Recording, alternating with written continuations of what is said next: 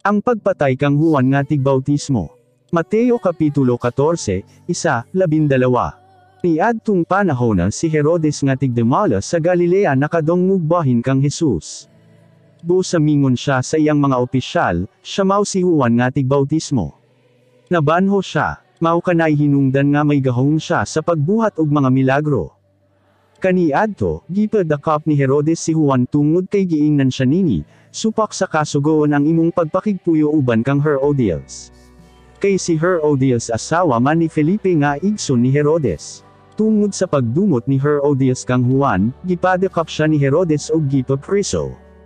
Ipapatay ante ni Herodes si Juan, apan nahadlok siya sa mga Hudyo tungod kay giila nila si Juan nga propeta.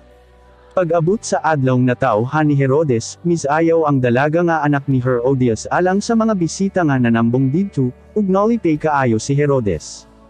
Busamingon siya, sige, pangayo kanako bisan ansa, ug ipanumpa ko nga ihatag ko gayud kanako nimo.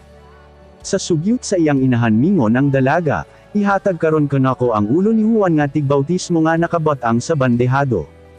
Sa pagkadungog ni adto ni Haring Herodes nasubaw gayud siya. Apan tungod kay nakapanumpaman siya og nadanggan mismo sa iyang mga bisita, nagsugo siya nga buhaten ang gipangayo sa dalaga. Gipapunggutan niya og ulo si Juan didto sa prisohan.